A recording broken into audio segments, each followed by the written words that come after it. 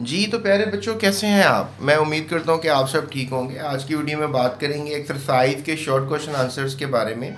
मेरी दो सीरीज़ हैं शॉर्ट क्वेश्चन आंसर्स को लेकर। एक मैंने वेरी शॉर्ट क्वेश्चन आंसर्स आपको बनाकर दिए हैं और अब मैं थोड़ा सा आपको प्रिसाइज शॉर्ट क्वेश्चन आंसर्स जो हैं वो बना कर दूंगा। और आप जो थोड़े स्टूडेंट्स आप उनको लगता है कि डाटा मुश्किल है तो वो बिल्कुल इजी सीरीज़ वाले शॉर्ट क्वेश्चन आंसर्स में इंटरेस्ट लें और वो पढ़ लें।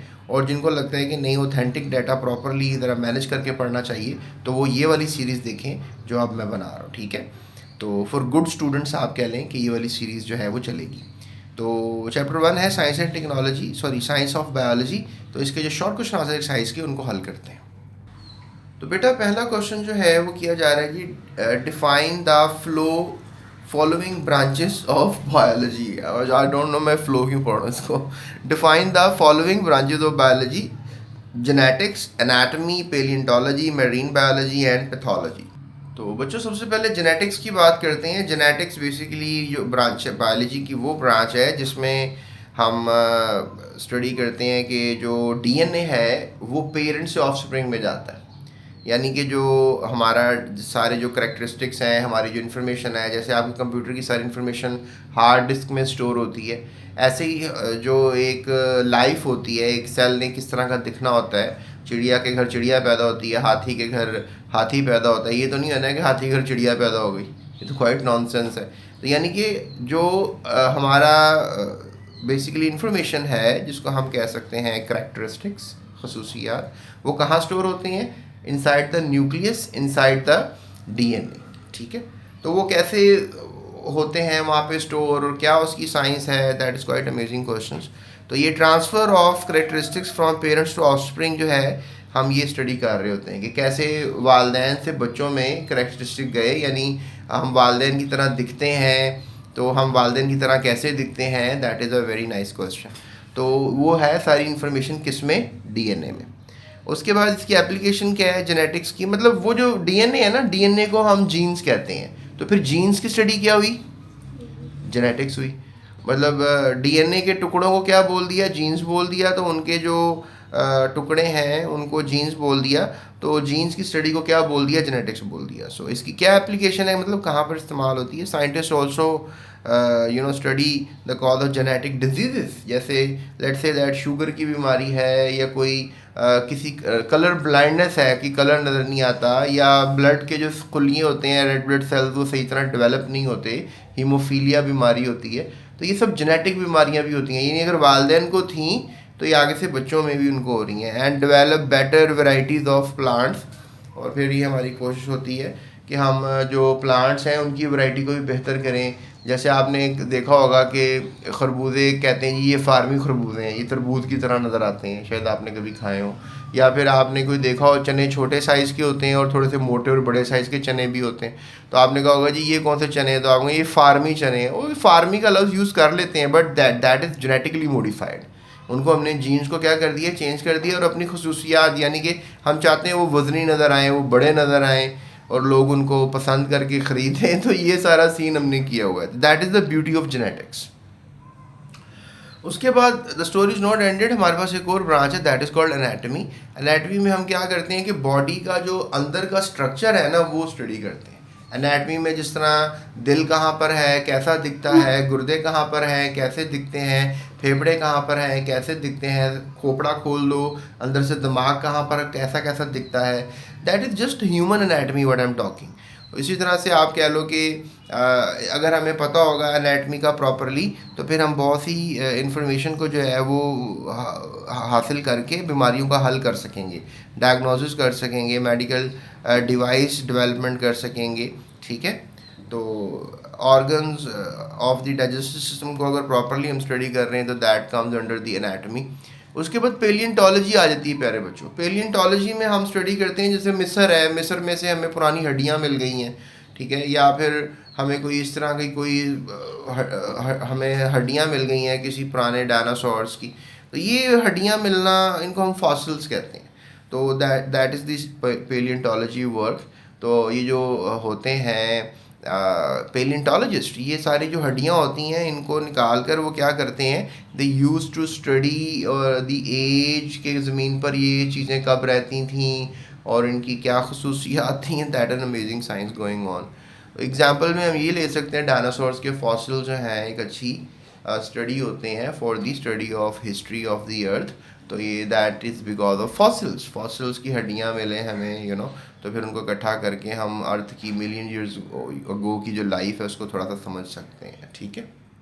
तो बच्चों एक और ब्रांच आ जाती है, that is called the marine biology. Marine biology में हम स्टडी करते हैं अबाउट दी ओशंस और द सॉल्टी वाटर्स, और इसकी एप्लीकेशन जो है इसमें biodiversity, discover new species and address marine conversation issues, conservation issues. यानी कि मरीन कंजर्वेशन इशूज़ का मतलब है कि हम समंदर को जो है वो डिस्ट्रॉय नहीं कर सकते, उसकी जो हयात है ना समंदर की, हम अपनी मर्ज़ी की कोई मछली बहुत ज़्यादा जो है अगर शिकार कर लें तो दैट इज़ नॉट गुड, ठीक है। और इवन आप देखें कि जो मेरीन बायोलॉजी है, जो ऑस्ट्रेलिया है वहाँ पर कोरल रीफ्स मिलते हैं आपको ना, ये एक जानदार होते हैं, and these coral reefs are basically you can say कि इम्पॉर्टेंट जानदार, और हम इन समंदर के जो जानदार है कोरल रीफ, इनको स्टडी करते हैं, इनकी वैरायटी देखते हैं। इवन कोरल रीफ को मत लें आप, और भी बहुत से जानदार हैं, जिस तरह वेल्स हैं, डॉल्फिन्स हैं, आई डोंट नो पेंगुइन्स हैं, ठीक है, बहुत से डिफरेंट जानवर, उनको आप स्टडी कर सकते हैं। उसके अलावा पैथोलॉजी इज़ देयर। पैथोलॉजी में आपको पता है कि हम पैथोजेंस की स्टडी करते हैं। पैथोजेंस क्या होते हैं? पैथोजेंस बेसिकली ऐसे डिजीज़ कॉजिंग एजेंट्स होते हैं जो कि हमें बीमार कर सकते हैं, ठीक है। पैथोलॉजी की डेफिनेशन भी यही है कि the study of disease, their causes and effects, ठीक है। और pathology helps to disease diagnose, treatment, development and disease prevention. For example अगर हम पैथोलॉजिकली देखें तो कैंसर की एग्जांपल अच्छी रहेगी। Cancer for instance is characterised by uncontrolled growth हो and spread of abnormal cells. तो हम इसकी भी पैथोलॉजी करते हैं कि ये ऐसे मतलब ये भी पैथोजन बन गया ना, मतलब ये एक ऐसी चीज़ बन गया है जो सेल के जो हमें नहीं चाहिए, and things are being there, तो वो सेल अपनी मर्ज़ी से ग्रो कर रहा है और हमारे जिस्म के अंदर ही एक नया जानदार बन चुका हुआ है, हमारी मर्ज़ी के बगैर ही ग्रो कर रहा है, जो कैंसर का ट्यूमर होता है। तो हम ये पता करते हैं क्यों कर रहा है ये। उसके बाद अगला क्वेश्चन आ जाता है जी, which branch of biology involve the study of development and growth of organisms from fertilisation to adulthood. यानी कि आप जब फर्टिलाइज हुए, यानी जो एग और स्पर्म आपस में मिले तो आप फर्टिलाइज हो गए, राइट। जब एग और स्पर्म मिल गए आपस में तो इस अमल को क्या कहते हैं? Fertilisation inside the mother wombs. तो ये जब दोनों सेल्स आपस में मिले तो मिलने के बाद इस अमल को कहा फर्टिलाइजेशन हमने। तो फर्टिलाइजेशन हुई, एक छोटा सा एक सेल बना, नया cell, that is called embryo. तो एम्ब्रियो से आप क्या बन गए? एडल्ट बन गए, इतने बड़े, जिस तरह मैं बैठा हूँ, आप बैठे हुए हैं, मुझे सुन रहे हैं, तो कैसे बन गए? तो इस तरह की जो ब्रांच है बायोलॉजी की, that is called developmental biology, right. दी और आप ये भी कह सकते हैं कि एम्ब्रियोलॉजी भी कह सकते हैं कि एम्ब्रियो जो है वो कन्वर्ट हुआ है किसके अंदर? एक पूरे जानदार के अंदर। So it is the embryology, it is the study of the process of development of organism from fertilise egg to adulthood, ठीक है। और इसकी क्या एप्लीकेशन है? Let's just really think and thought about it कि इसको हम कहाँ पर यूज़ कर सकते हैं। In this branch, scientists study organs and tissues formation, identify birth defects and development, and develop medical treatments, ठीक है, और मेडिकल ट्रीटमेंट्स को भी डेवलप करते हैं। Okay, so how is the profession of medicine and surgery different from animal husbandry? यानी कि जो मेडिसिन का वर्क है और एनिमल हस्बेंड्री, अब हस्बैंड का नाम आएगा ना तो आपको हमेशा एक फ़ीमेल को अपना मियाँ ही नज़र आता है कि वो उसका मियाँ जो है ना उसका हस्बैंड है। लेकिन हस्बैंड का मतलब ये नहीं होता, हस्बैंड का मतलब होता है कि ख्याल करने वाला। जिस तरह आपने अगर कोई जानवर पाले हुए हैं और आप उनका ख्याल कर रहे हैं तो आप उनके हस्बैंड हैं, मतलब फ़ीमेल भी हस्बैंड हो सकती है। It's quite interesting. तो अब ये मैं आपको बताना चाह रहा हूँ कि क्या कैसे ये डिफरेंट है, मतलब प्रोफेशन ऑफ मेडिसिन जो है और एनिमल हस्बेंड्री ये कैसे डिफरेंट है। अब देखो मेडिसिन तो टोटली डिफरेंट है ना, मेडिसिन का तो खेल ही डिफरेंट है। So the profession of medicine deals with the diagnosis, treatment of diseases, in surgery the defective parts of the body is repaired, replace, removed, और फिर for this profession students need to complete 5 years bachelor and medicine degree, MBBS, that is medicine bachelor and bachelor of surgery. तो ये आपको करना पड़ता है, मतलब you work on medicine, right. तो that is medicine and surgery, MBBS। और animal husbandry क्या है? एनिमल हस्बेंड्री लोगों ने बड़े बड़े पोल्ट्री फार्म्स खोले हुए हैं, ऊँटों के, घोड़ों के, बकरों के, मुर्गियों के, और मछलियों के भी आप कह सकते हैं। तो the field involve breeding and caring of the live stock. ये सारा लाइव स्टॉक है। ये जो मैं आपको बता रहा हूँ ना, जो बड़े बड़े झुंड होते हैं जानवरों के, इनको लाइव स्टॉक कहते हैं। To improve the quality and productivity for this profession students can pursue 4 years BS degree in animal husbandry. ठीक है जी। तो ये हो गया हमारा क्वेश्चन नंबर 3। अब हम चलते हैं क्वेश्चन नंबर 4 की तरफ। अच्छा, उसके बाद अगला क्वेश्चन है जनाब, बड़ा इंटरेस्टिंग है, ब्रांचेस ऑफ बायोलॉजी से ही आ गया। मॉर्फोलॉजी क्या होती है और फिजियोलॉजी क्या होती है? देखो, मॉर्फोलॉजी, जिस तरह मैं भी एक नाम लूँगा किसी जानदार का, लेट्स से दैट मैं आपको नाम लेता हूँ उसका सी क्यूकम्बर। अब आप कहोगे सर आप क्या कह रहे हो, मतलब वी डोंट अंडरस्टैंड। अब मैं एक और नाम लूँगा, दैट इज़ हॉर्स। तो अब देखो, तुम्हें मैं जैसे ही हॉर्स कहा ना, तुम्हारे दिमाग में उसकी शेप बन गई। लेकिन जब मैंने सी क्यूकम्बर कहा था ना, तो तुम्हारे दिमाग में उसकी शेप ही नहीं बनी। पता है क्यों? क्योंकि तुम्हें उसकी शेप का पता ही नहीं था। तो ये जो शेप होती है ना, shape, that is the morpho. तो आप कह लो कि किसी भी जानदार की हम शेप को स्टडी करते हैं, उसकी कितनी आंखें हैं, कितनी नाक है, कितने दिमाग हैं, कितनी टांगें हैं, कितने उसके जिस्म के हिस्से हैं। तो we just really try to, जैसे प्लांट्स हैं, वी कितने प्लांट्स के नाम लेंगे तो आपको कुछ दरख्त आपने जो देखे होंगे आपको पता लग जाएंगे, लेकिन कुछों के नाम लेंगे आपको पता ही नहीं लगेंगे। ठीक है, जैसे ड्रैगन ट्री होता है। अब मैंने नाम लिया, तुम्हें तो दिमाग में इमेज ही नहीं बना तुम्हारे। क्यों नहीं बना? क्योंकि तुम्हें कभी देखा ही नहीं ड्रैगन ट्री कैसा होता है। That is the story, right. Morphology is basically क्या है? It is the size, shape and structure of animals. ठीक है, उसका साइज क्या है, उसकी शेप क्या है, उसका स्ट्रक्चर क्या है। एंड माइक्रो ऑर्गेनिजम्स के ऊपर भी हम ये करते हैं। बैक्टीरिया को भी कभी नहीं देखा, तो उसको देखोगे तो अच्छा लगेगा, ये अच्छा इस तरह का होता है, टिड्डा सा, ये ऐसे करता है, ये हमें बीमार करता है। अच्छा, ये भी बैक्टीरिया हमारे लिए अच्छा साबित होता है, मतलब अच्छा या बुरा साबित होना इज नॉट मॉर्फोलॉजी। वो कैसा दिखता है, दैट इज मॉर्फोलॉजी। तो मॉर्फोलॉजी में आप आ जाएं, फ्लावरिंग प्लांट्स की मॉर्फोलॉजी ले लें। रूट, स्टेम, लीव्स होते हैं किसी भी पौधे के, फ्लावर्स होते हैं, फ्रूट्स होते हैं उसके, ये सारी इसकी मॉर्फो है। फिर आप आ जाते हैं फिजियोलॉजी की तरफ। अब जिस तरह आप आँख की तरफ देखें, उसकी तो डेफिनेटली कोई ना कोई शेप है, लेकिन हम ये देखते हैं यार ये शेप जो है ये कैसे काम कर रही है। लेट्स से दैट आँख अगर देख रही है तो इसके अंदर कौन से ऐसे सेल्स के अंदर केमिकल रिएक्शंस हो रहे हैं, या कौन से सेल आपस में अलाइन है जो मिलकर हमें देखने में मदद दे रहे हैं। That is called the physiology.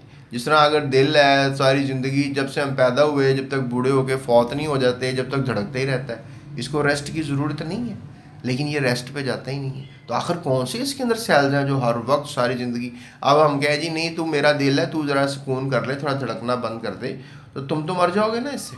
तो तुम कहोगे भाई नहीं दिल, तूने कभी रुकना नहीं है, you have to pump all the time of your life. तो भाई ये कैसे काम कर रहा है दिल हर वक्त धड़कने का, दैट इज़ फिजियोलॉजी। अगर आप लंग्स सांस ले रहे हैं और कहते हैं जी लंग्स ऑक्सीजन ब्लड में थ्रो कर देते हैं, तो लंग्स अगर ब्लड में ऑक्सीजन थ्रो कर देते हैं तो वो फंक्शन कैसे कर रहा है, अंदर क्या चल रहा है, कौन से सेल्स हैं, कैसा कैसा उसका फंक्शन है। तो बड़ी इंटरेस्टिंग ब्रांच है साइंस की ये, that is called physiology. It is a branch of biology that deals with the function of the body parts. किस में डीलिंग करती है? Functioning of the body part, circulatory system, transport, vital और ये सब कुछ। ठीक है, उसके बाद हमारा नेक्स्ट क्वेश्चन जो है वो आ रहा है, उसको चलते हैं उसके ऊपर। नेक्स्ट क्वेश्चन में बड़ा इंटरेस्टिंग है, that what is computational biology. अब ये नई ब्रांच बनी है ना बायोलॉजी की, पहले नहीं थी अब बनी है, कि हमने कंप्यूटर को इन्वॉल्व कर दिया बायोलॉजी में। In computational biology scientist use mathematical models, algorithms and computer simulations to understand biological system and relationship.